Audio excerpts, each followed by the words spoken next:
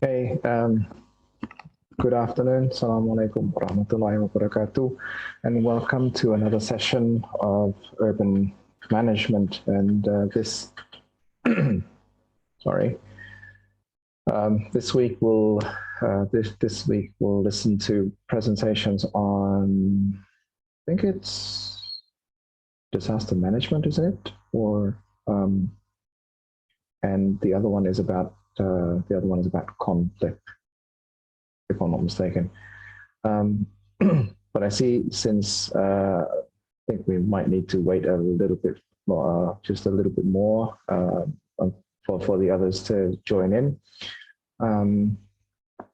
While we do, and while we wait for the others to join in, allow me to share a little bit of information with you on a postgraduate program that ITS is running. Now, some of you may have heard of the fast track program. Mungkin sudah ada yang pernah dengar soal program fast track yang diselenggarakan oleh Direktorat Pasca Sarjana ITS. So what exactly is a fast track program? For those of you who don't know what it is already, a fast track program is basically an acceleration program. Sorry, it's an acceleration program that allows undergraduate students to complete their bachelor's and their master's in 5 years.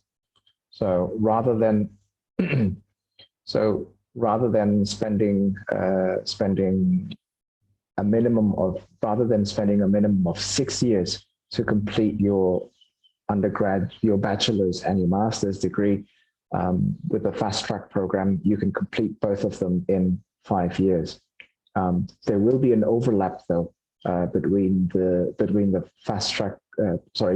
your undergraduate and your graduate or your master's period. So you will complete, or you will do semesters 7 and 8, while at the same time going through your first year of master studies. So you will be compiling compiling your undergraduate thesis proposal and your undergraduate thesis while you're doing your first semester in masters, and then afterwards after you've done this 7-8-1-2 hybrid semester, you will then proceed to compiling your master's thesis proposal and subsequently your master's thesis, and then at the end of the 5th year you will have 2 degrees. This program it's a scholarship. It's a scholarship-based program. So you don't. If you decide to join the fast track program, there will be no additional fees incurred to you because it is an ITS scholarship program. And but for further details on the scholarship mechanism, please contact the Directorate for Postgraduate and Academic Development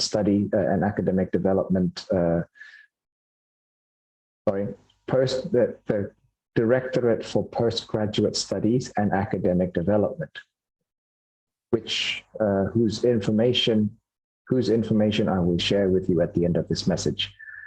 I see most of us are here already, but let me continue just for another couple of minutes. So, who can take part in this fast track program?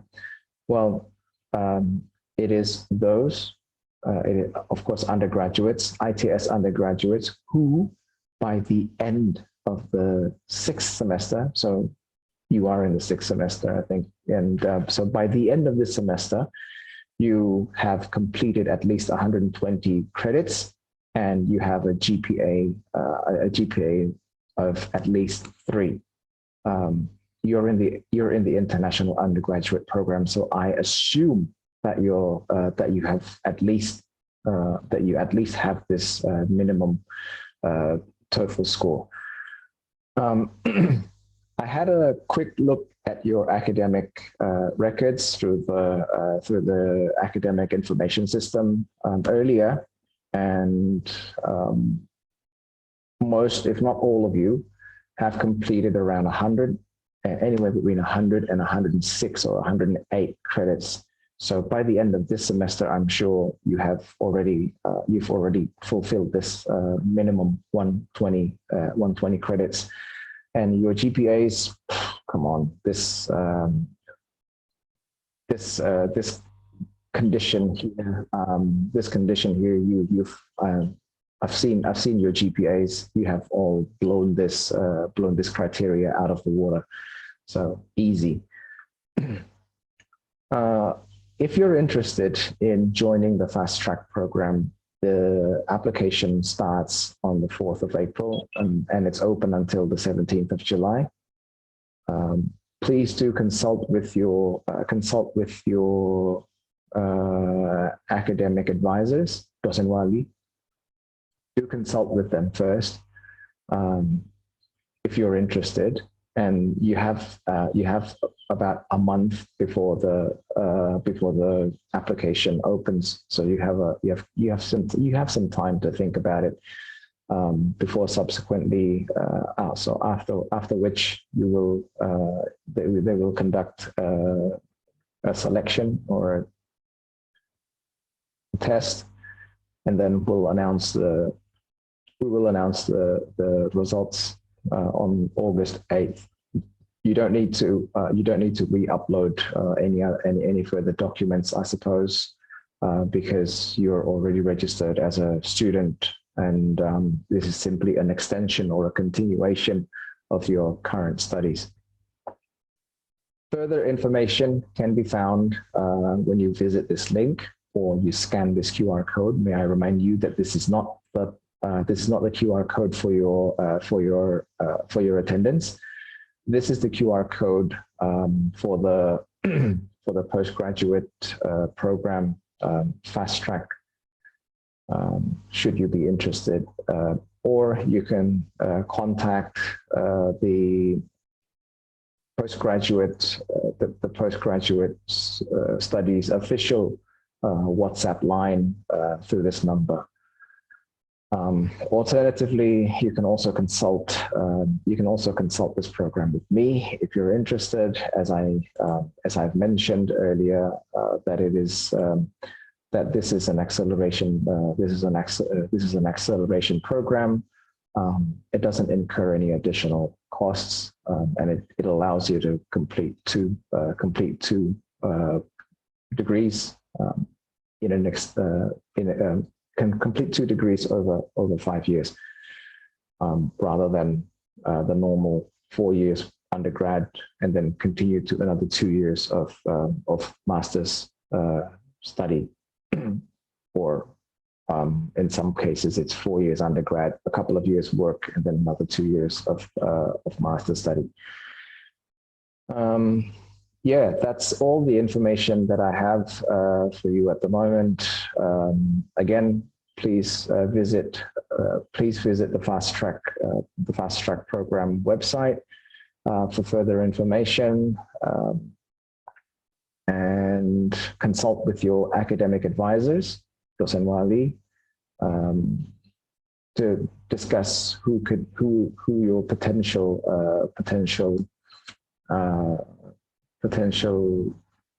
thesis supervisors would be, and so on.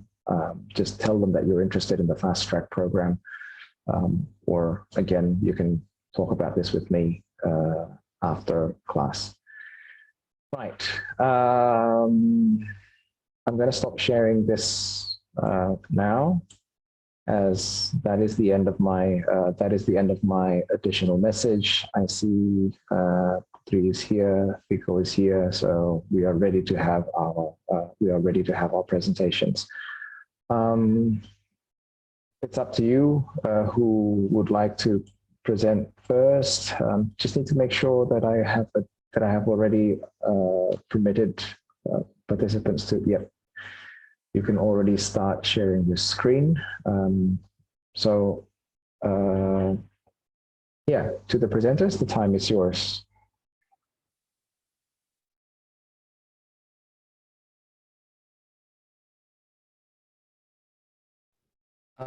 Okay, I think I would like to try sharing my topic first. I think it should be okay. So let me try to share my presentation.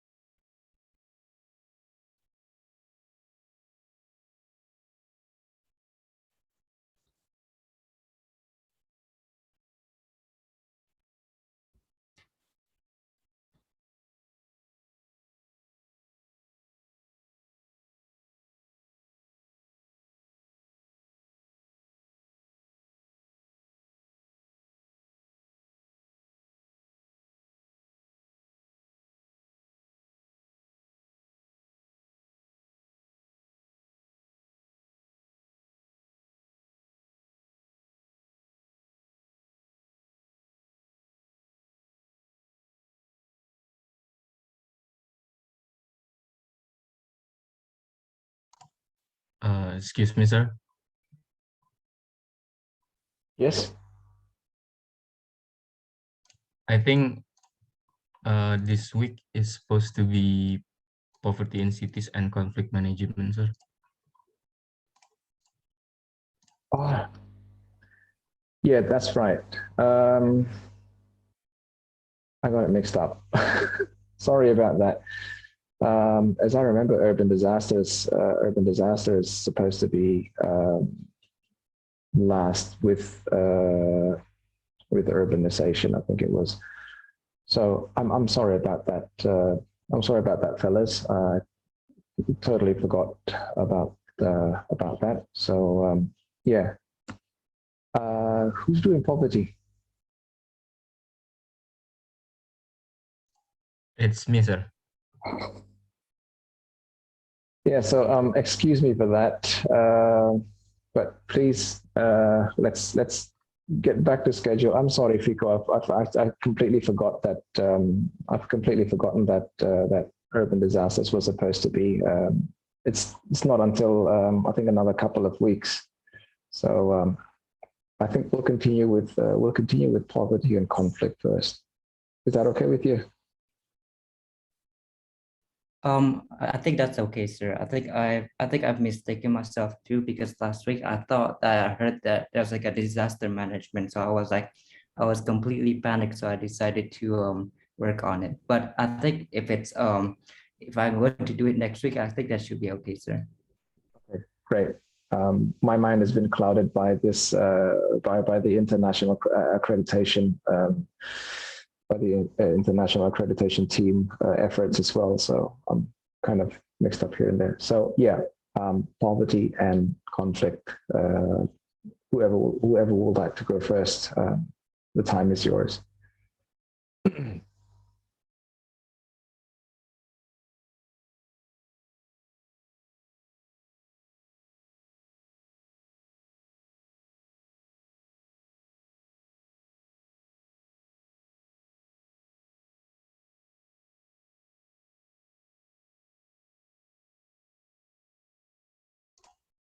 Okay, maybe Nia, do you want to go first or me? I think you can go first, Gary. Okay.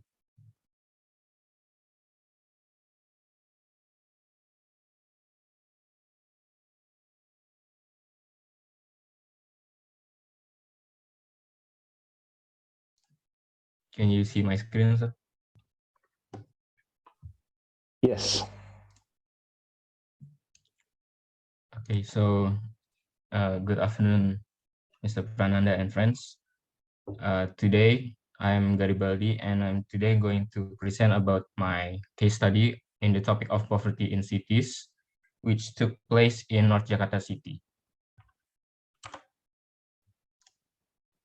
And in this presentation, I will be talking about the introduction, which consists of the case study location profile, and also the identification of issues from the method of identifying, the issue description, and also the feature implications. First is the introduction of the location profile. So I chose North Jakarta, and the location is in the province of DKI Jakarta.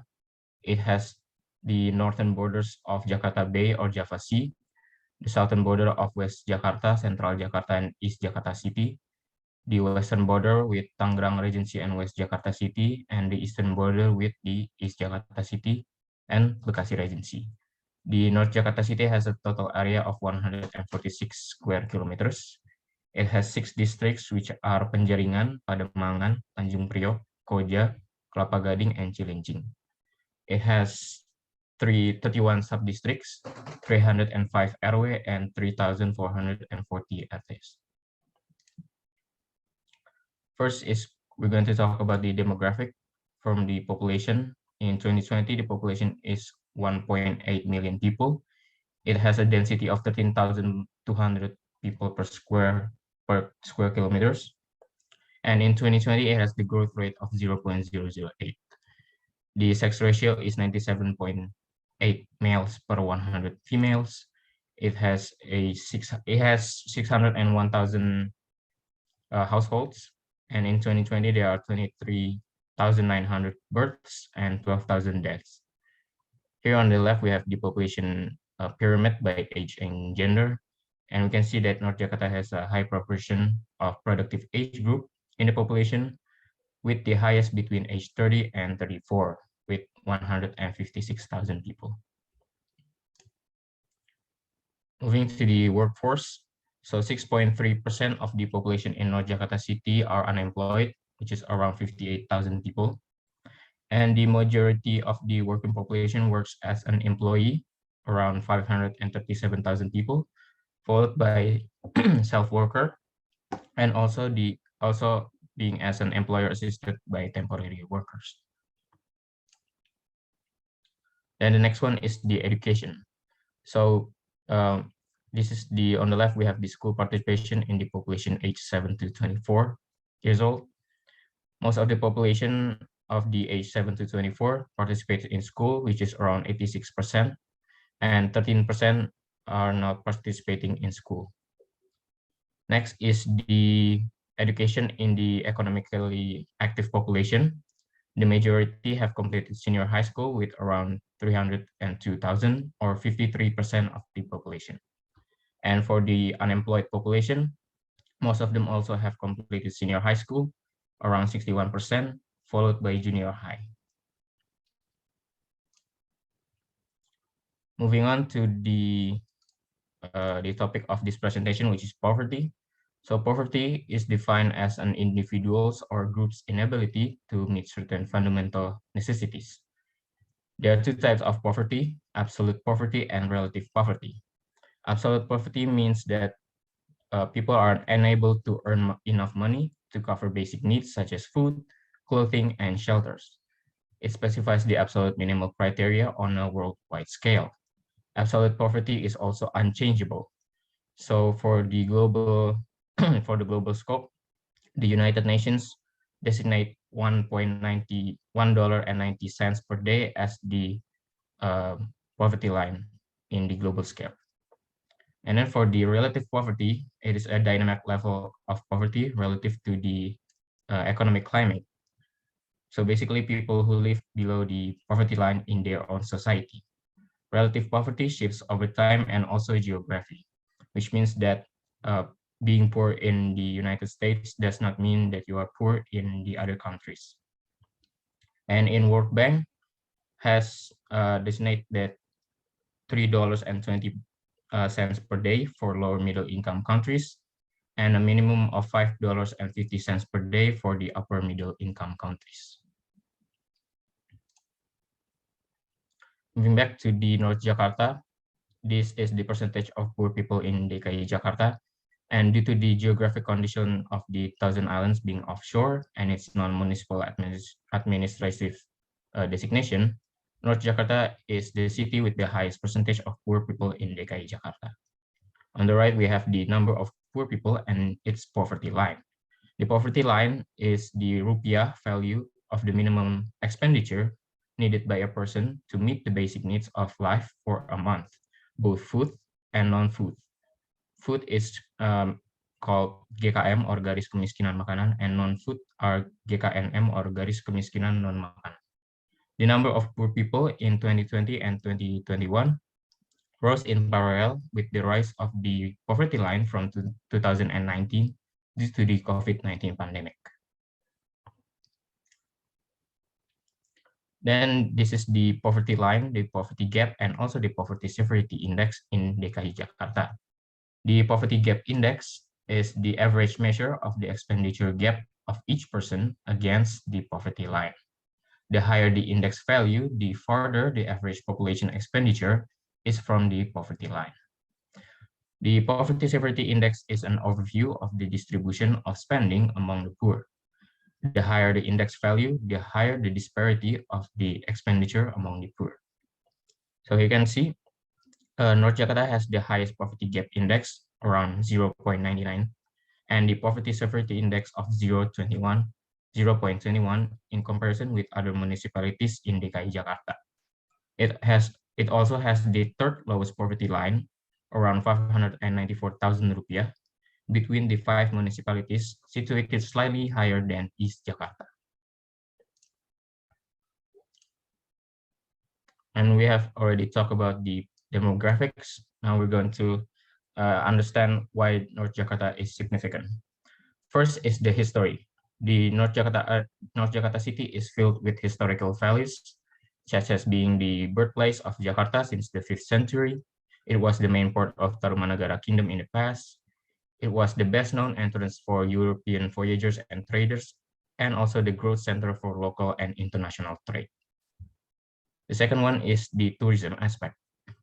Bordering the Jakarta Bay with its coastline, North Jakarta became a prominent tourist destination with Ancol Dreamland, Ancol Beach, Sunda Kelapa Harbor, Muara Angke Fishing Port, Muara Angke Wildlife Sanctuary, Luar Batang Mosque, and others. And the third one is its economy. North Jakarta is the main entrance for inter-island and international commodities for the nation's capital, with Tanjung Priok being the main port. A significant amount of captured fish production in the capital also comes from North Jakarta, which is around 98.5%. That's the end of the introduction. Now we're going to move into the identification of issues. So the method that I use in this case study is a systematic literature review, which is a method that identify, evaluate, and interpret findings on a research topic to answer the set research questions. And using that method, I found three issues divided into environmental, social, and economic issues. First is the environmental issue.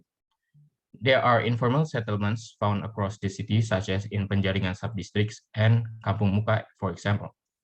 They are located on state-owned land and are not suitable with the land use. The settlements are mostly semi-permanent and made of wood with average size of 4 by 4 square meters. They are often inhabited by up to 6 people each.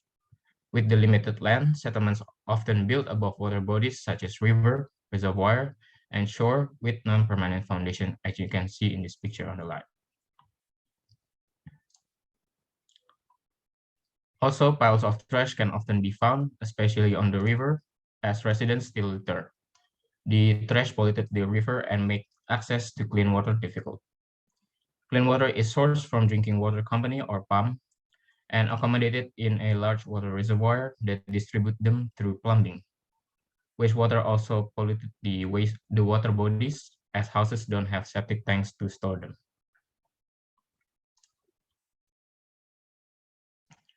Next is the social issue. So residents of the poor areas in North Jakarta are mostly not native, but rather immigrants from other regions such as Banten, Cirebon, Kuningan, Indramayu, and Makassar. They are often characterized as rude and temperamental, which used to cause major conflicts between them. Moral degradation of minors is also a prominent problem in the poor areas, as illegal drugs abuse and pornographic content distribution among them are common.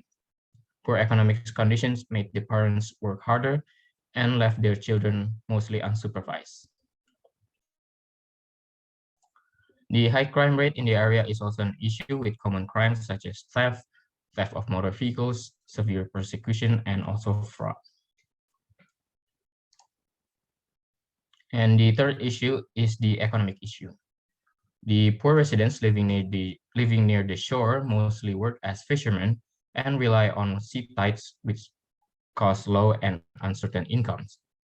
The non-fishermen poor residents mostly work in odd jobs or informal services such as trash and scrap collectors, fixing boats, being as a merchant, and also as household servants. Their income varies from 30,000 rupiah to 200,000 rupiah per day and used for daily needs such as food, their child's pocket money, and also their groceries.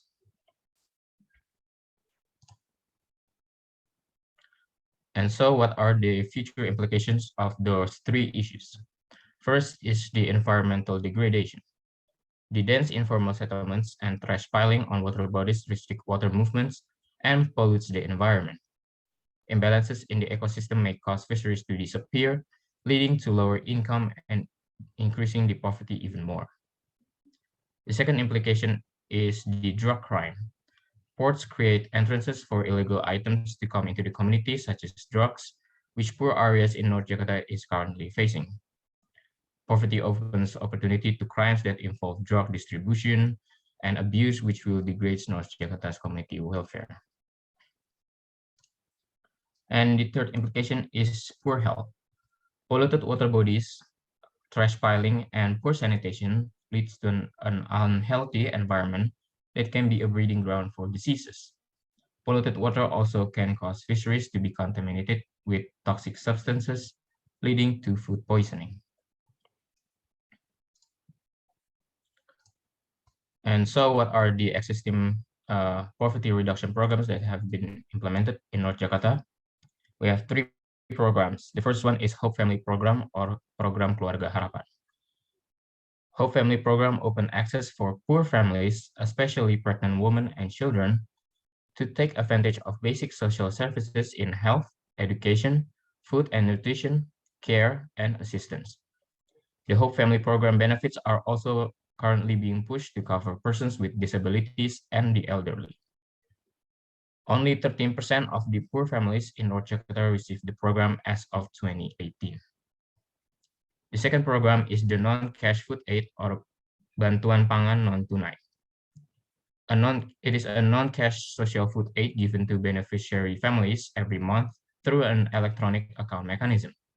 200,000 rupiah is transferred to the account each month and used only to buy food at grocery or e-warung traders in collaboration with banks. In 2018, 71.3% of poor families in North Jakarta received the non-cash food aid. And the third program is the Jakarta Smart Card Plus or Kartu Jakarta Pintar Plus. It is an education access card in DKI Jakarta that gives poor students the opportunity to complete education at least to up to high school level, as well as participants in Kejar Paket, Madrasah, and courses. It is intended for students who are unable to meet basic educational needs such as uniforms, schools, school bags, transportation costs, food, and extracurricular costs. In 2019, nearly 160,000 poor students in North Jakarta received the KJP Plus card. And that's the end of my presentation. Thank you for your attention. If you have any questions, you can ask. Thank you. Thank you very much for framing that, for framing the poverty issue, highlighting the poverty issue as well. It is unfortunately a common feature of of cities in developing nations, or cities with fast-growing populations in developing nations such as ours. Thank you for sharing with us the current efforts to alleviate poverty in cities. I'll give the opportunity to other students in class to forward some questions if they have any, or comments.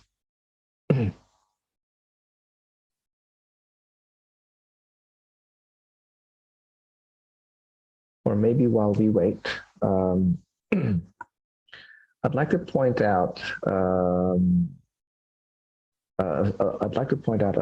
rather interesting fact that there is a correlation between poverty in a country in general, a correlation between poverty and tax compliance, kepatuhan membayar pajak, tax compliance, especially tax compliance among upper income groups and large corporations. So the higher the tax compliance, which means the higher revenues for the country, or higher revenues for the city. So the higher the tax compliance, the lower the poverty rate growth is. Conversely, the lower the tax compliance index, semakin tidak patuh membayar pajak, the poverty growth index increases. I'm saying that there is a correlation. It's not a causal effect, bukan penyebab dan bukan sebab dan akibat, but there is a correlation between tax compliance and poverty. Why? Because most of the governmental aids, whether it be non-cash food assistance programs, or Kartu Jakarta Pintar Plus, or any form of poverty alleviation measures, are usually derived from income tax revenue. Another thing to highlight when we talk about poverty is that Gary, can you go back to the slide where you have that non-cash food aid thing, please? Right, good. Thank you very much. So things like BPNP or bantuan langsung tunai. So there's non-cash food aid, and then there's cash aid. Things like that are assistance programs, helping lower income families to fulfill their most basic needs. Most of the times though, lower income families can somewhat provide food for their family, even if it's inadequate. But the idea of bantuan langsung tunai, or direct cash aid, or cash aid, let's call it, is so that lower income families can also have extra money to spend on things like healthcare and perhaps education as well. But mainly for healthcare, because normally they don't have access to things like BPJS. So no health insurance access for them. That was the idea of the BLD. One thing that we need to keep in mind when we talk about poverty reduction programs is at first, you have to provide them with aid, whether it's non-cash or through cash. You need to provide them with aid while you build their confidence and you educate them to help them access other opportunities. So first you give them aid, and as you educate them and as they progress and you help them get back on their feet, then you can then turn that aid into, rather than giving them food and money, you can then turn to providing them with loans or such as the Hope Family Program, the Program Keluarga Harapan, which involves a revolving fund that is distributed among lower income families. So after aid, it's the loans and revolving funds program. The idea of these programs is not to help them out of poverty, but to give them the chance, to give them the opportunity to help themselves out of poverty. Why do we need, and by helping them help themselves get out of poverty, you are empowering them. And when you empower them, and when they have the ability and the willingness to get out of poverty, then it's a more sustainable. It is more sustainable, a lot more sustainable, and it minimizes the chances of them diving back or falling back into the poverty, into poverty if you do that. Why? Because they have the willingness, they have the eagerness, and they have the facilities to help themselves out of get themselves out of poverty. But if you continue with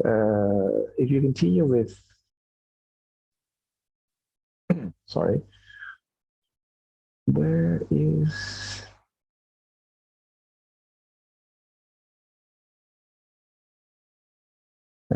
if you continue with aid, giving them food and cash, it's basically it'll basically be they become dependent on this aid, perhaps overly dependent on this aid, and so that can possibly make them lazy and think, nah, I don't need to do anything. I don't need to do anything. I receive food, I receive money, so why should I work?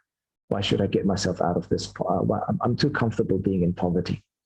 I'm too comfortable being poor, and that's what we don't want. So the idea of giving them aid and education is so that they can then access the other programs such as Hope Family Program or perhaps other loans to help them. We need to help them help themselves. Really, it's not about us helping them. And then we also, but these are generally government initiatives, and we also need to remember that there are crowdsourcing and internet-based platforms such as kitabisa.com and other similar websites and initiatives, public initiatives, where people pool together their sources, their resources to help out other people in need. But normally stuff like Kitabisa usually has something to do with medical conditions. I don't think I see a lot of I don't think, but do correct me if I'm wrong, but I don't think I see a lot of say, no, I think I've seen sanitation. I think I've seen sanitation programs or sanitation initiatives in similar crowdsourcing websites. So yeah, it's quite comprehensive. So Another thing, this is something that I'd like to ask every one of you. Whose fault is it? When we talk about poverty, whose fault is it? Is it the poor people's fault or is it the government's fault, do you think?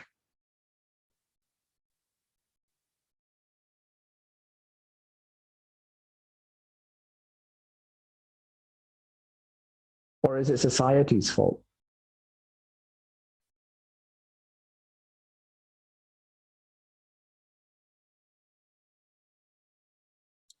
I think everyone contributed, sir.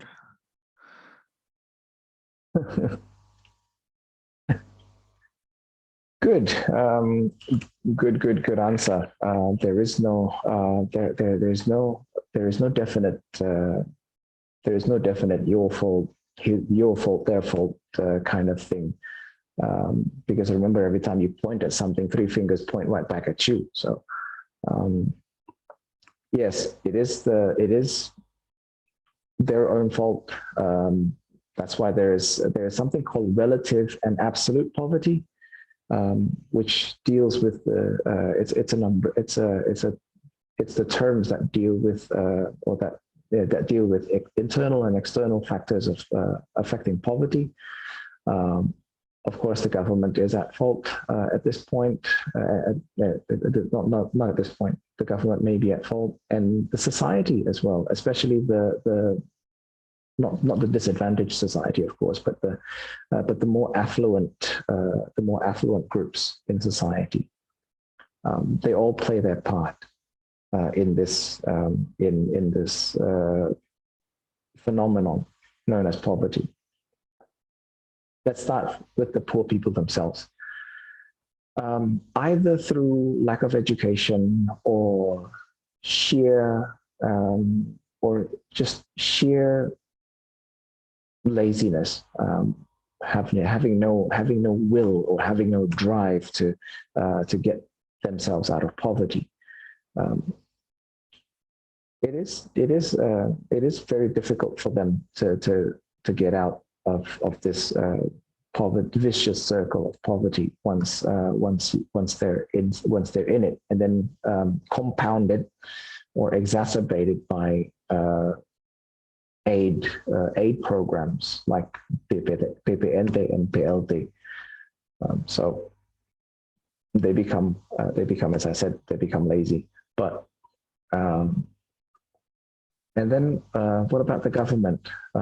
They're the ones providing these programs. Well, yes, they are.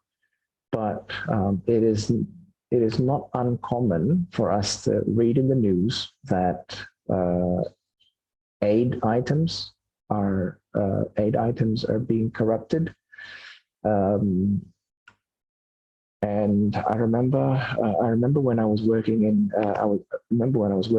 Balikpapan, that a friend of mine who works in the logistics in the national logistics company, Bulog, he showed me the rice cranes that the government provides for the poor, raskin, beras untuk masyarakat miskin, and they're appalling. You know, when you go to the supermarket, you buy a bag of rice. When you open it up, as long as it's not black rice or brown rice, then you expect to see clear white grains of rice. But these ones are supposed to be clear white grains of rice, but they're not.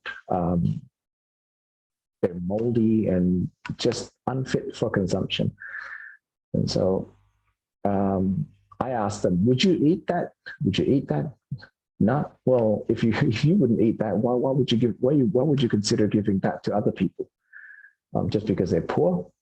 That doesn't make sense, does it? So yeah. So it takes two to tango.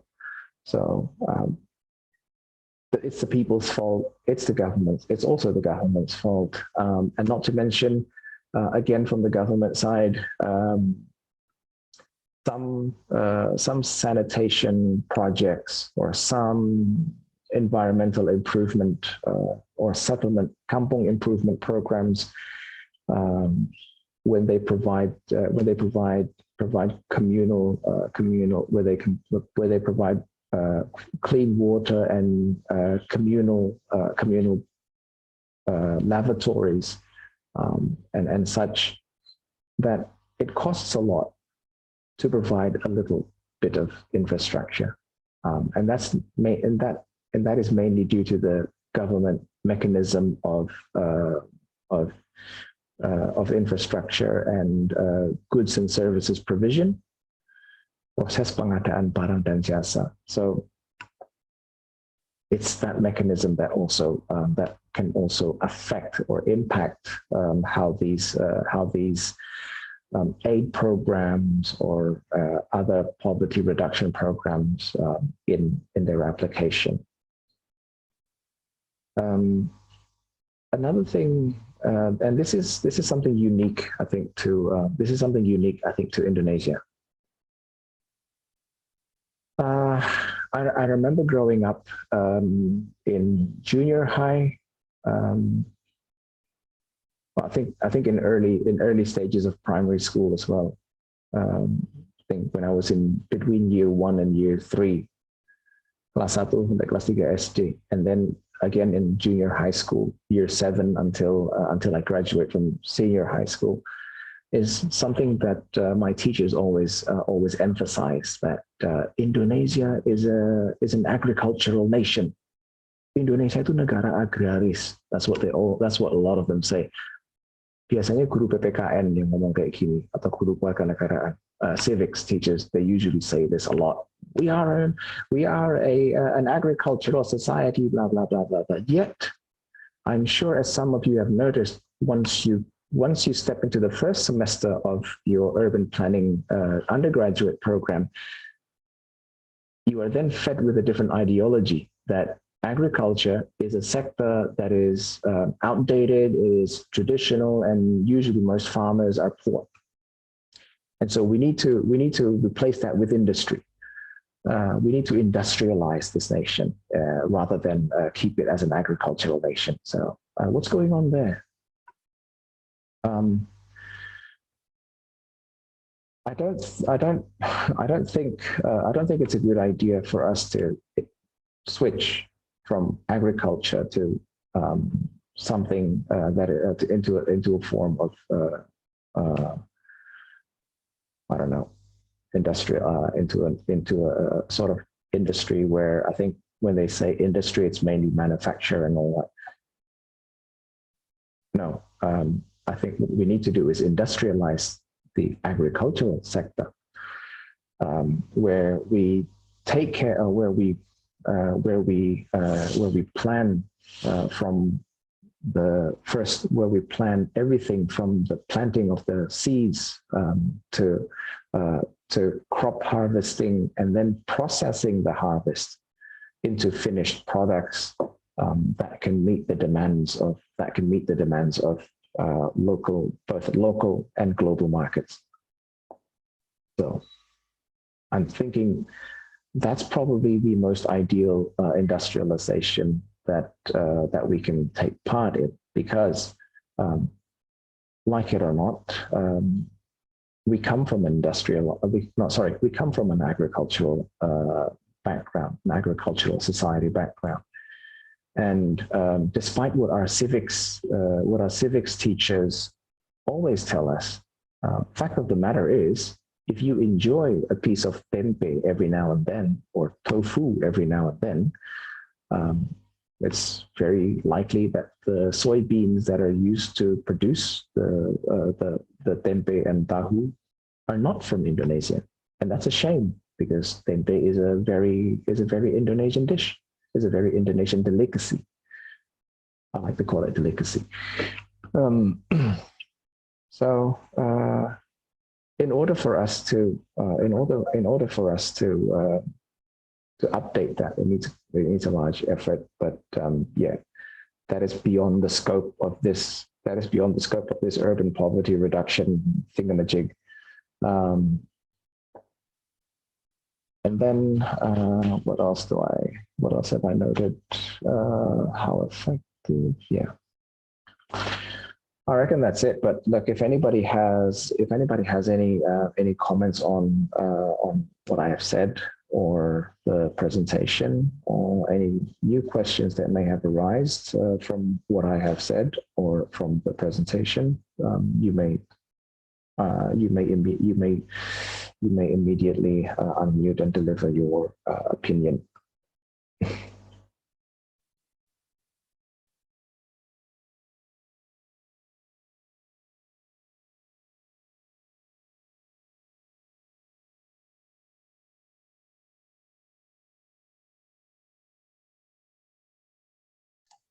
I think I have an opinion too, sir. Sure. I agree about the being the Indonesia being an agricultural country, but I read that Indonesia still hasn't become self-sufficient in its food, like rice and the other pangan lainnya. And they said that we're not sustainable, we're not swasembada because we lack the land for agriculture land. Although we have, from my perspective, we do have a lot of land, but I think it's because the development of the cities and the development of the people, and which makes me think that I think the number of population also contribute to the poverty because, for example, in my study case, from the study that I read from the literature review, that they said one of the poor areas in Penjaringan is the families often have a lot of children. However, they don't, because they have a lot of children, they have more burden for the economy. However, they are poor families, so they couldn't afford like the daily needs for their children as well. So I think the high number of population also contribute to the poverty. Absolutely. The higher numbers also, it makes sense. A lot of people still hold the belief banyak anak banyak rezeki, more children, more blessings, and so on. And while it's true, because the moment I have my own children, I realized that, oh, wow, they do give you unconditional love. And it is a blessing in that sense. But despite being able to support them financially, I think if I were to have another child right now, if my wife and I were to have another child right now, we would not be able to give we wouldn't be able to give our full attention to three children. I think we have a maximum capacity of two, because right now we realize that with two kids, we can focus on both of them at the same time. It's like a 50-50 thing, but we imagine we imagine and we witness our friends who have 4, 5 children and how they struggle to give it. So this is another out of context thing, but maybe something that you guys will take into your future lives. It's not a matter of resources, really. It's a matter of emotional and emotional capacity, rather, most likely. So banyak anak banyak rezeki. Well, yeah, good luck if you can divide your attention between 8 to 10 kids. Good on you. But I think it's not just a matter of feeding them, but it's also a matter of giving them the right amount of attention to help them grow and develop. More importantly, grow and develop. That's the most important bit, the develop bit. And that's what a lot of people don't realize, and that's why we have the family planning program, Keluarga Berencana. That's to control to control our population growth and not turn us into a nation of resource hungry people, but to help us grow and develop into a well-rounded society that can contribute to the good, the betterment of our own people, and contribute to the whole and contribute to world development, at a larger scale. So yeah. Think about that in the next few years when you decide to settle down and have families. That it's not a matter of feeding hungry mouths, but it's also it's more importantly, it's the attention that you give them, and that I have that taken. Take it from me, because that is my firsthand experience. That's with the population growth as well, yeah, with agriculture. Coming back to the agriculture thing, with land conversion and land use, I think it's our responsibility because we have the technical capacity to manage the situation. It is funny. Negara kita adalah negara agraris, but we see farmlands being converted to real estate, farmlands being converted into factories and warehouses. So katanya negara agraris, or in French they say carne agraris, tapi kok malah kayak gitu. So yeah, it's a strange situation right now, and I believe that we, especially you guys, namely you guys, being the future carriers of this baton called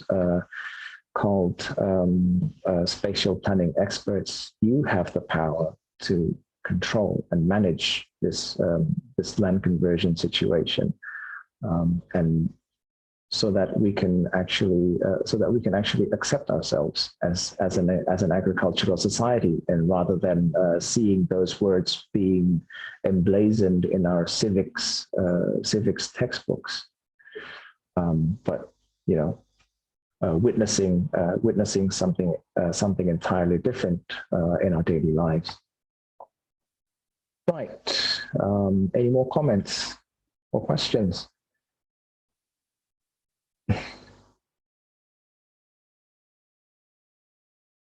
If there are no further comments and questions, thank you, Gary, for sharing your presentation with us. And I'd like to invite Putri to share her screen and her thoughts with us today.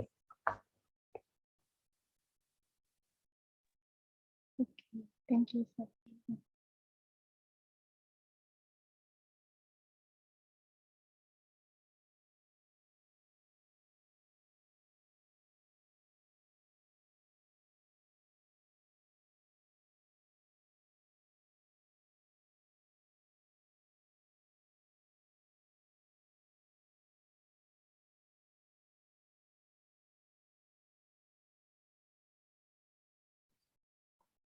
Okay, so good afternoon, everyone. My name is Putri Ramadhani, and today I will be going to explain the conflict management, and my topic is about the coastal community land ownership, and it is located in the Rohomoni village, Central Maluku Regency.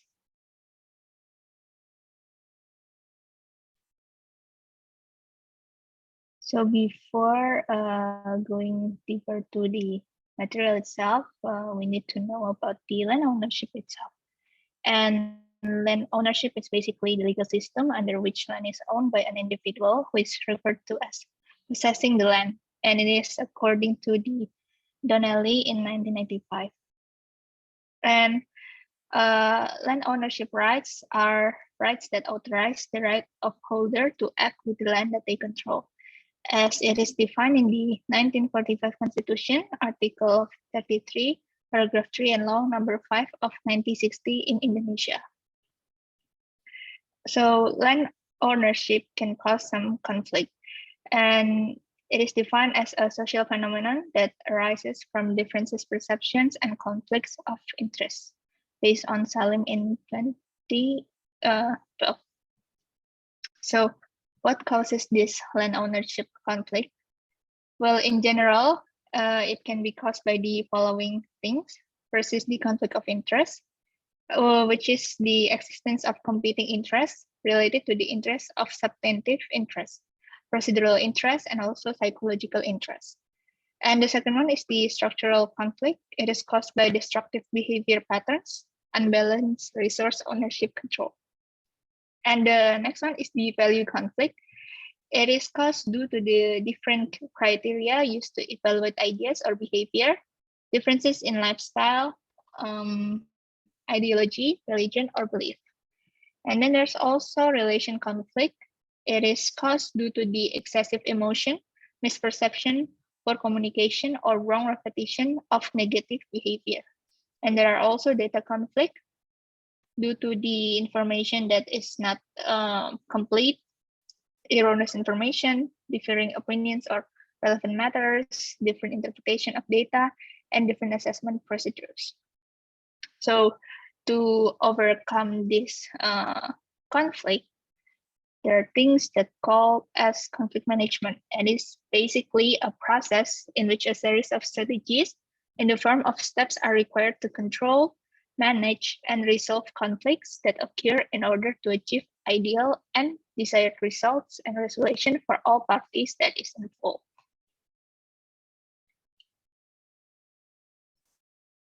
Okay, so land ownership has their own impacts, and this one is from the three perspectives. The first one is social.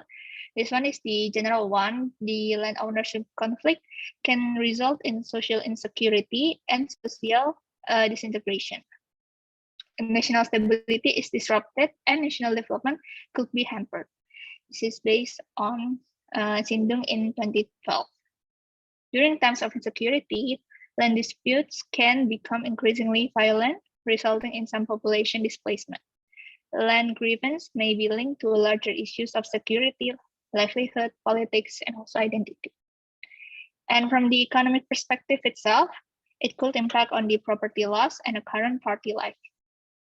From a community standpoint, the people who used to be landowners have become non-owners, which frequently prevents them from using land as a collateral security to gain access to other resources. It is cost hampering their productivity and also their development. From the environment perspective, this conflict can cause to alter environmental conditions. A party with a monopoly on land use can engage in land conversion, which causes pollution and disrupts the ecosystem balance.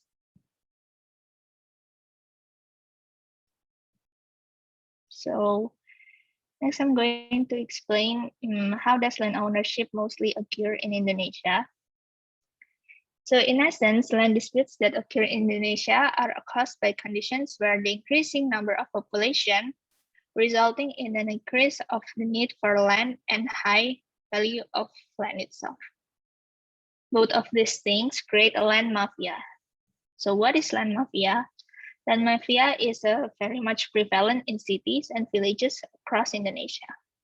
This consists of parties, well, in this case, typically corrupted municipal government officials, politicians, who support in acquiring and selling the land in illegal ways of profit or personal interest. So why is the land mafia so easy to operate?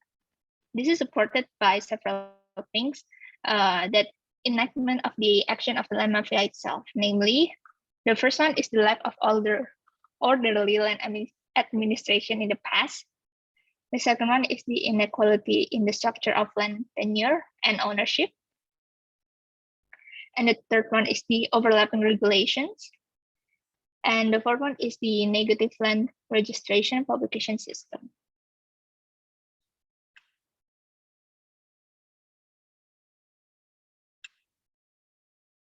So going on to the case itself, I would like to explain about the location first. So the case study is located in the Maluku Regency, precisely in the Rohomoni village in the district of Haruku Island. So Haruku Island has 9 villages that serve as a sub-district and administrative centers. And the majority of the villages are located in the coastal area, including the Rohomoni village, which is our case study. And the land conflicts are common in this village, and they are carried out by various actors. As the main source of conflict, this can be seen in the unclear boundaries of land ownership and unclear land ownership certificates. Historically, the people of Rohomoni village have always made a living as farmers and also fishermen. Many natural resources provide benefits in Rohomoni village, particularly in the abundance of plantation crops and the amount of land owned by each clan. Due to the economic demands and rapid population growth, the people of Rohomoni village are becoming increasingly aggressive in obtaining land in an unnatural way, so that each individual and group demands the distribution of inheritance rights through existing clans.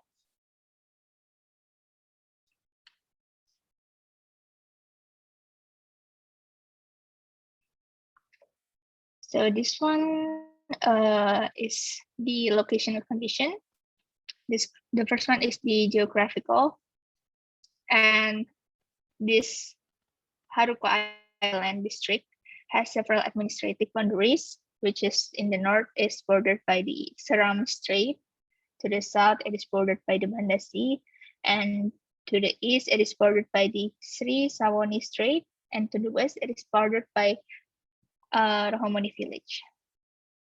Rohomoni village is a coastal community with rich marine resources. Because its territory is surrounded by sea, Rohomoni village experiences tropical sea climate and season climate. And the culture condition of Rohomoni village is one of 5 countries among the Malukan Muslim community on Haruku Island, Central Maluku. And this Muslim community is the largest group on Haruku Island.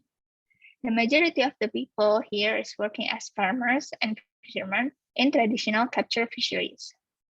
This village is still rooted in Muslim customs and also the culturally customs. So it has a number of special celebrations aimed at strengthening the brotherly bonds of the community residents.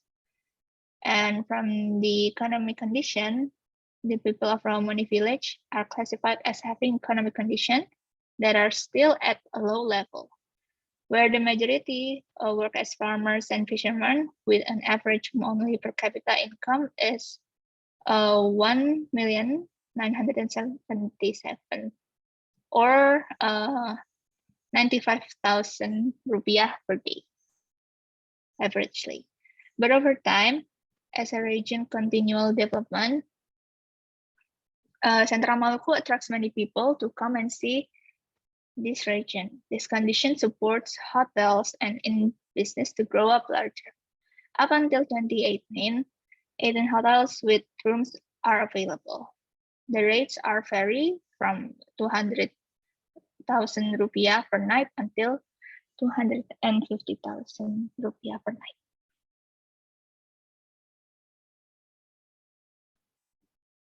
Okay. So what is actually happened in this case study? Well, basically, my case study talks about the land conflicts that happen in Rohomoni village. And this one is the most common causes of social conflict in rural areas. They originate from the ongoing tug of war between competing interests over natural resources. And a case study from 1971 until 1972 in Rohomoni, Haruku, and Samat villages demonstrate the source of land tenure. So this land ownership conflict has been going on for so long. And these land ownership issues, it is mostly talks about the unclear land ownership document general conflicts as well as the unclear land boundaries.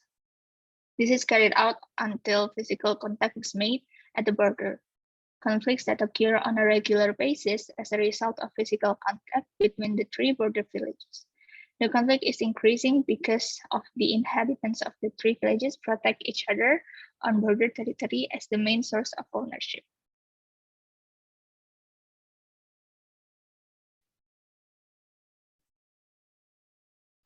So this is from the perspective of the social aspect.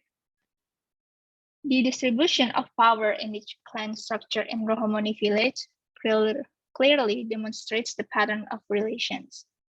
Each clan then gave away to a new clan, symbolizing the re-emergence of leadership.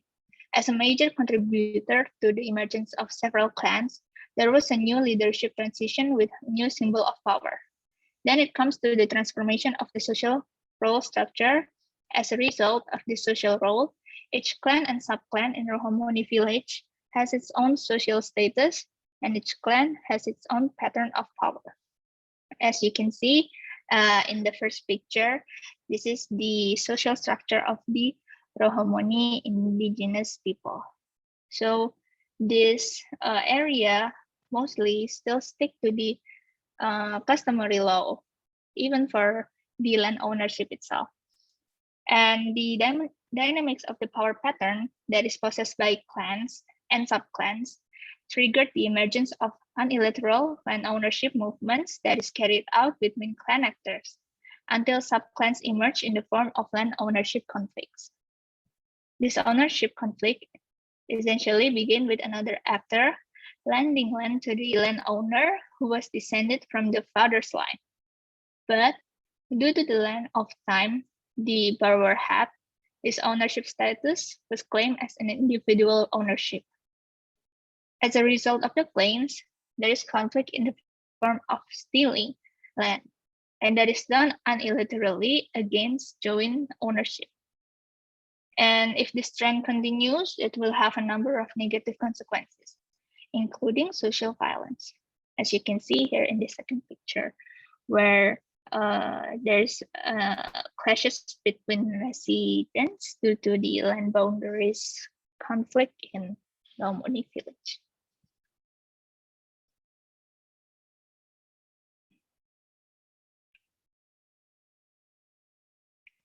So from the economy background, as what I have mentioned before, that the citizens here majority works as a farmer or fisherman, and several natural resources provide benefits in Rohomoni village. Particularly, the availability of plantation crops and the amount of land that is controlled by each clan. Due to the economic demands and significant population growth, the citizens of Rohomoni village are becoming extremely assertive in getting land in unethical ways, such that each person and group wants to distribute of their inheritance through existing clans. The clan leader distributes inheritance rights in Rohomoni village, which have been provided to each individual from the current clan structure. However, the allocation of land is only reserved for men, since women will obtain their portion of inheritance rights once they're married with men from the other clans.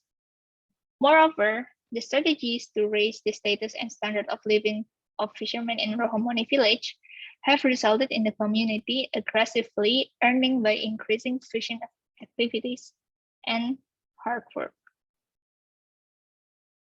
Throughout the time, the transition from the livelihood of a fisherman to capturing fisheries began to shift to fish bombing in order to catch fish more easily. People's consumerism damages the potential of the sea in order to catch fish by bombing.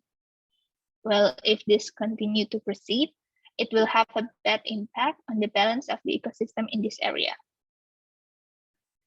In order to address this issue, traditional leaders and young leaders established the State of Sasi institution, which was established by the customary council of local communities in order to reduce the level of damage and protect the existing marine resources.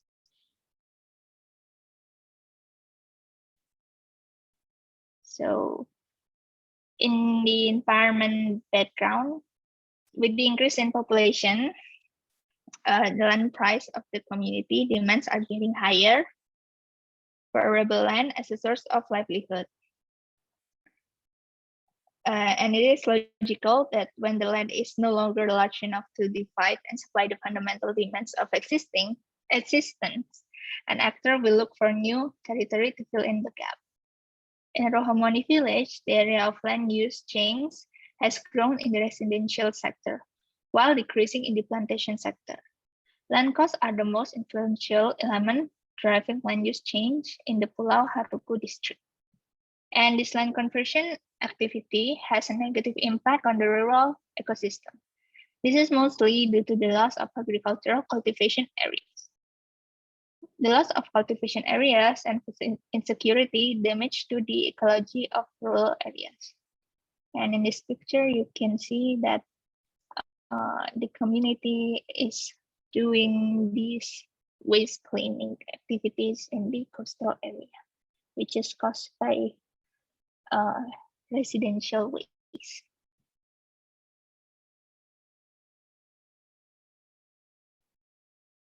So is there any resolution towards this conflict? Well, the existing resolution for this conflict is mediation and dialogue. That is basically discussing about the land problems between several clans. And the purpose of the discussion is to bring together various parties to communicate information in front of stakeholders. And the mediation itself are the exchange of ideas carried out by each opposing party in order to identify the common ground and minimize differences of opinion that occur so that it is acceptable for the solution that might be achieved.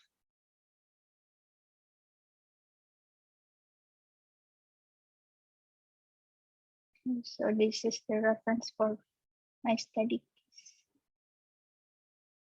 Thank you. And feel free if you guys have any questions.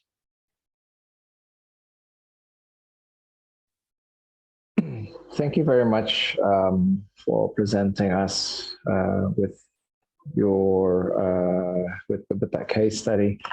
Land ownership is a rather complicated thing in Indonesia. It's easier to think that it would be easier to manage if all land belongs to the government and we all and we simply rent land, like in socialist nations, for example. Well, that gives the government ultimate control. Hell, Singapore does that as well. I think there is no such thing as land ownership in Singapore. Everything is owned by the state, and people just rent. People rent from anywhere between 99 years to 999 years. We have different property titles, sertifikat hak milik, hak guna bangunan, hak kelola, and many other things. I don't really remember. There are 5 or several categories. On top of that, we have tanah adat, or traditional land ownership, which varies greatly from Sabang until Merauke. Different forms of tanah adat, different traditional ownerships, and so on and so on. But and did you mention that that this particular area of conflict is tanah adat, or is it something else? Yes, it is custom land. That's right. Yeah, that's right. Land customary of customary laws. And I used to think that this is unique to Asian societies. It isn't, actually. As I've come to realize, as I have come to realize when I lived abroad, and when I visited other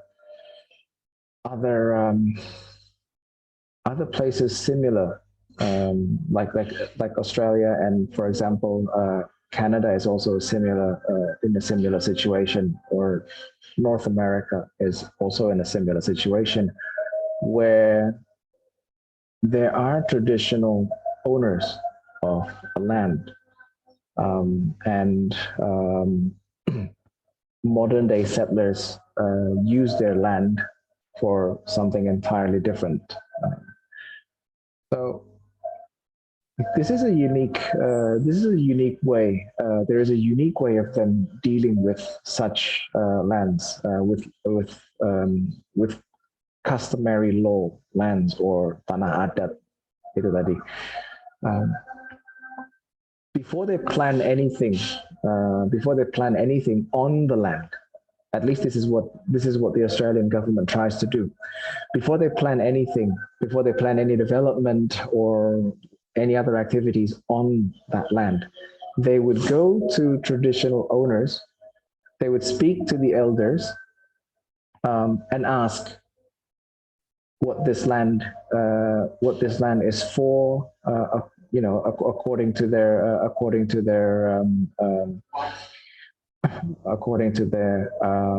rights, their beliefs. Is it of any significant value? Is it of any traditional or significant cultural value to them? And they will plan accordingly. It hasn't gone very well. In some mining sites, there are traditional lands containing traditional artifacts and proof of earlier civilization that have been demolished through mining activities. In other places, it's gone much better than that. For example, the land on which the last university I studied in Queensland, according to historians and according to city historians and according to First Nation historians, the land belonged to two groups, two traditional groups, the Turrbal people and the other one I forgot their names. It is a bit difficult to mention, to pronounce. Two ethnic groups, or two tribes, belong to two tribes. And both their elders have mentioned that the land on which the university stands on has always been a place of learning. And so it is only fitting that they erected a university there. Traditionally, it was a place for learning for younger First Nations to learn from their elders on life, to learn life lessons, to learn how to survive and learn about their environment. Now it is a place for learning, for higher degree education. And what I like about what they do is they always say an acknowledgement of traditional owners before carrying out an event. So after singing the national anthem, then they say, we acknowledge the traditional owners or to the traditional custodians of this land, past, present, and future, where this meeting or this event is held.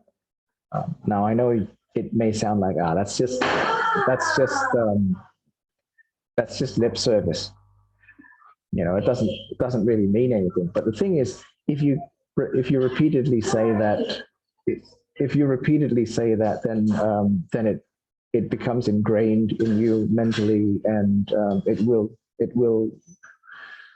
then shift their values. So with regards to conflict now, if we come back to the case at hand, conflict in our society about land use and everything, it is a good idea that if you ever come across such cases in your future career as urban planners, as spatial planners, as land use planners and land use designators, it is a good idea not only to consult land administrators, but also to consult historians and also to consult cultural or traditional owners and elders, for that matter. It's not going to make the conflict go away. It's not going to make the friction go away, but at least it will minimize the negative externalities that your plans may or may not have. That's a little bit of sharing from my side. I know any major conflicts any major conflicts can be settled by something as simple as communication, and a little bit of transparency goes a long way. That's all I can add for now. If anyone else does anyone else have any other questions, or perhaps you've experienced or read about a particular case of land use or land ownership conflicts throughout your studies, you're more than welcome to share.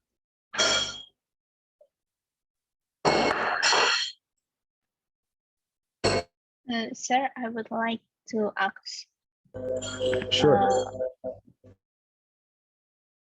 So since there are many conflicts towards this customary land, well, I haven't done a deep research towards it, but isn't it possible to make some kind of certification for this land so it wouldn't cause much conflict any further in the future, instead of stated as this is our land? Like, do you get what I mean? So like, instead of just stated by their own tribe, can it be regulated in the legal way to prevent this conflict to be happen?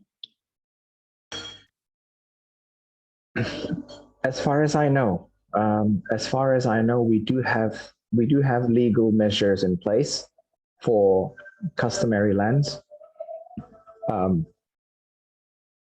but so the idea of legalizing customary land is to avoid claims, such as to avoid claims and conflicts.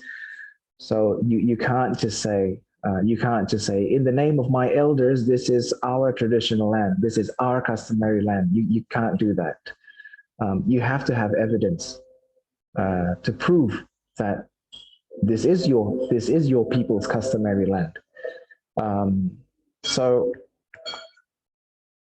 there is a mechanism that I have heard of. I'm not entirely familiar because customary law is not my cup of tea. But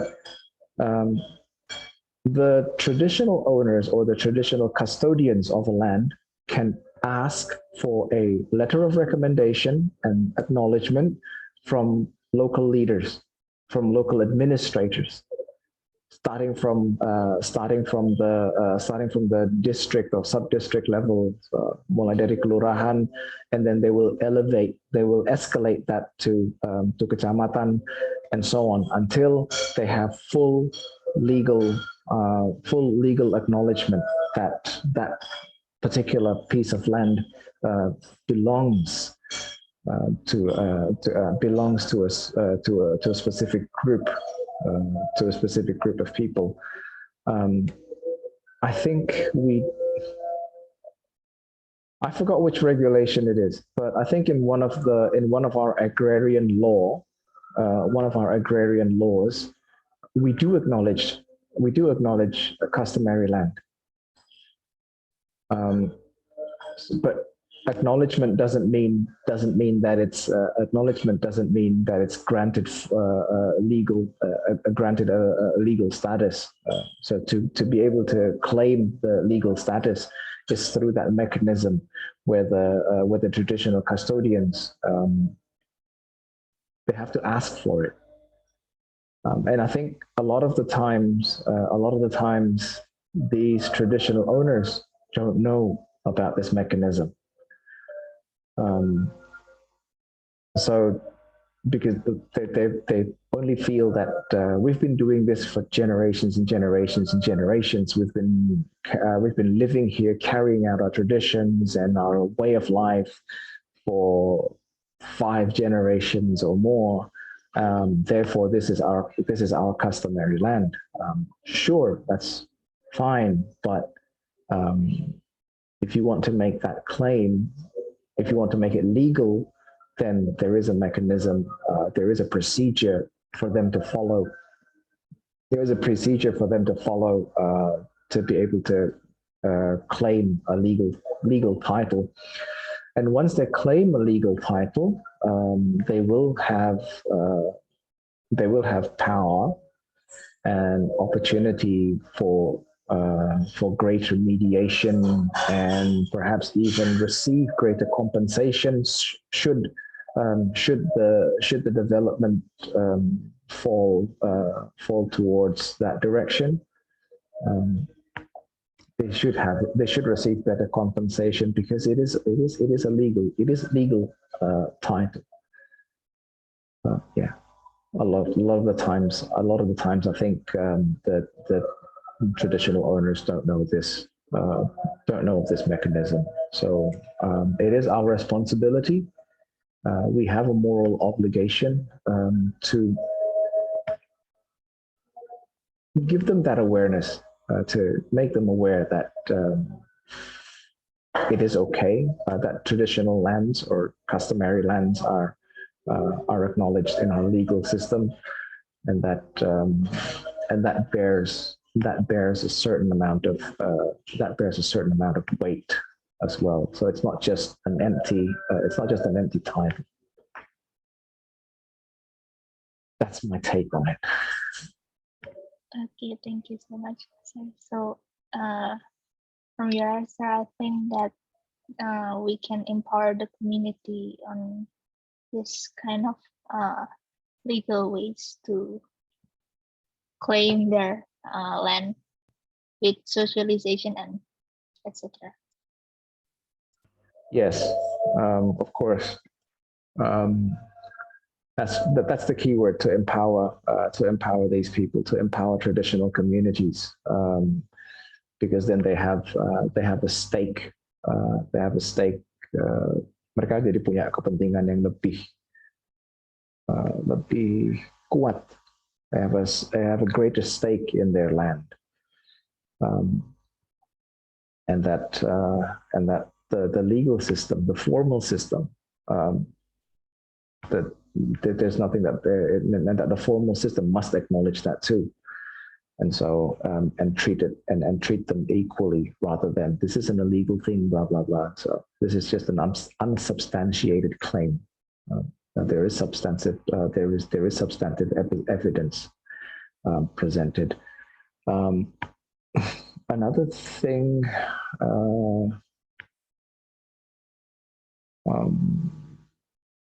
No, that's a different situation that I was thinking about. I don't think it's relevant with this particular context.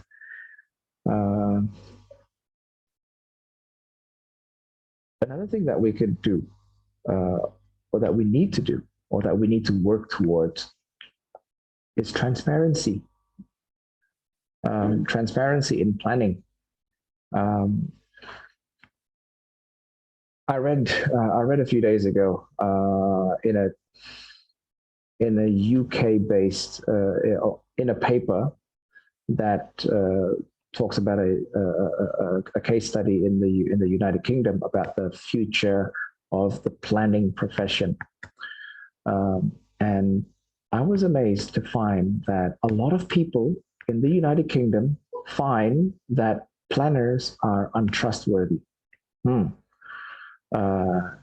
That a lot of people don't trust the planning process because the planning process is not transparent enough. The general public, the people want to know more, but the city planning agencies and the planning communities tend to sort of cover things up and reveal their plans bit by bit as they develop or as they continue as they go. And that's kind of similar to what's happening here. That's how our planning agencies, our government operates. We make big plans, grand plans. Moving the capital city, for example, that's public information. The will to move. But have we seen detailed plans of the new capital? I don't think many of us have. Some people may have, others may not have. Most people haven't, I suppose. And Frendika likes to joke about this.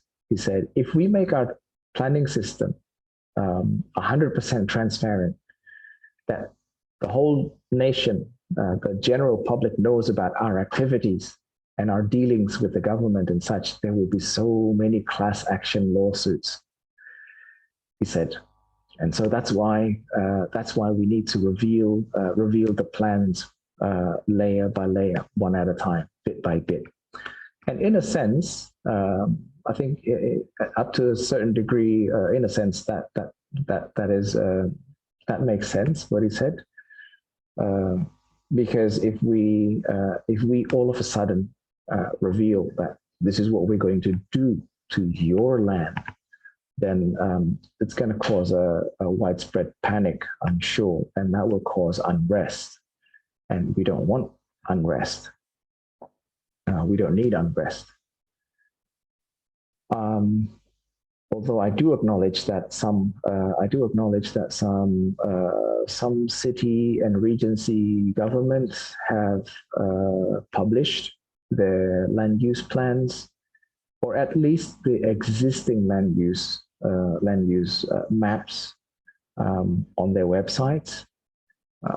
I know there are several. I think there are several hundred city governments and regency governments that have done that. So they have peta tata guna lahan electronic available online where you can access and see what's going on. But that's pretty much it. I don't think they disclose any sort of future plans for development or anything.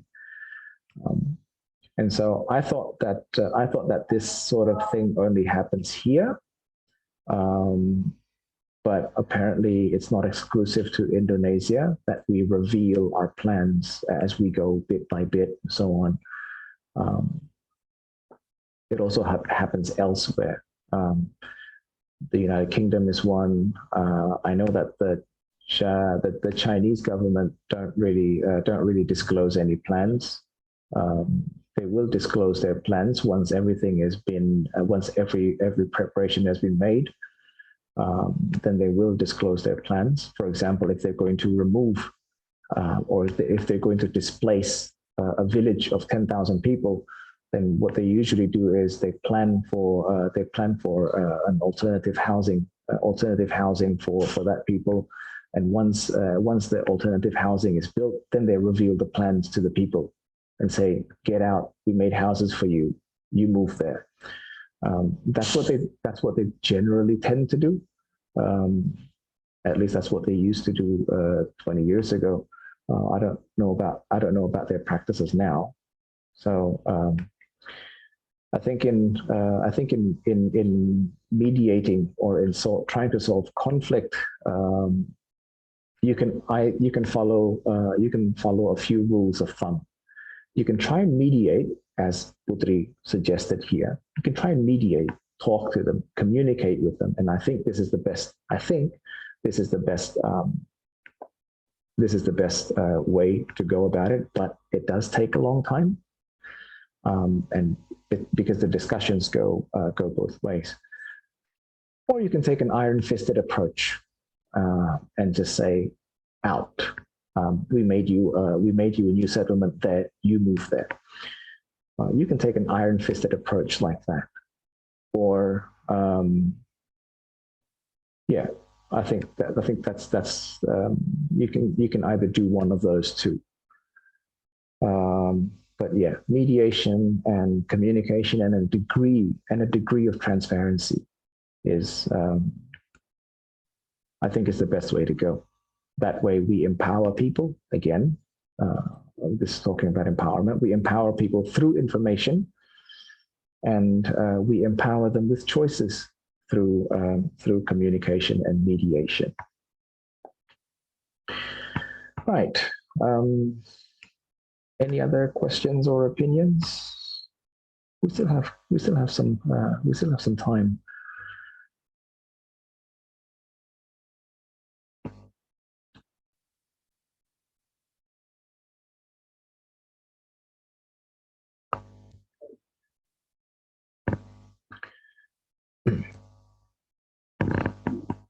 But conflict is never easy. I think last year, was it last year? We talked about NIMBYism, not in my backyard, during one of our parallel discussions in community development. So yeah, that's another form of conflict, NIMBYism, other than of course land ownership and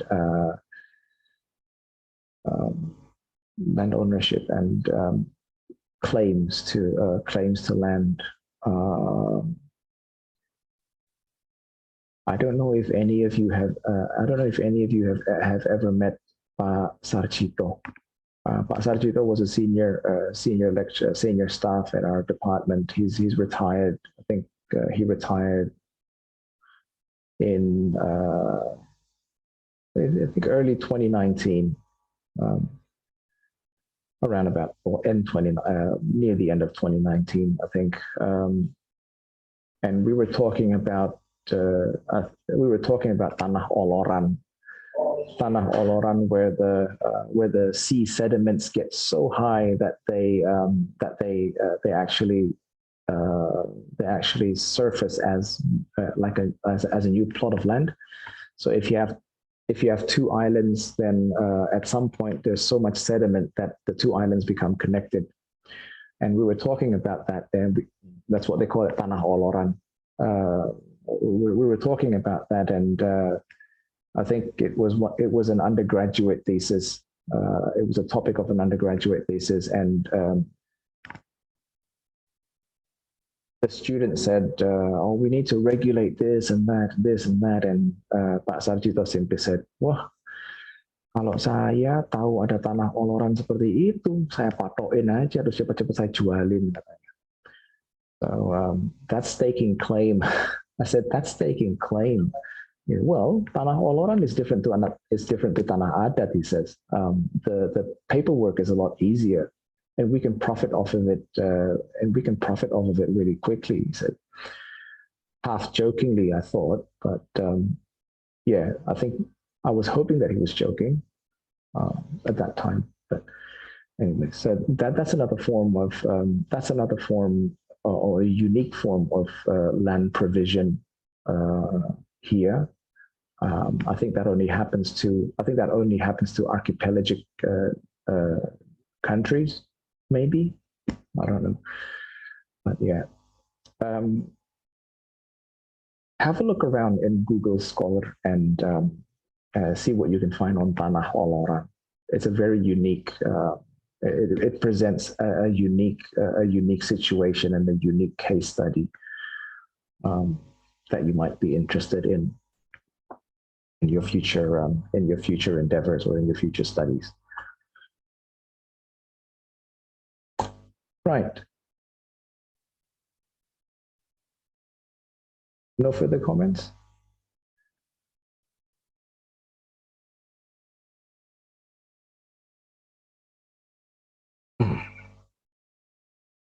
If there are no further comments, I would like to thank Putri and Gary for sharing their case studies with us. And for those of you who have just or who were late to join us, I'd like to remind you to mark your attendance. Sorry, I had to cut your screen sharing right there, but please do mark your attendance. And once again, I'd like to remind you of the possibilities of accelerating your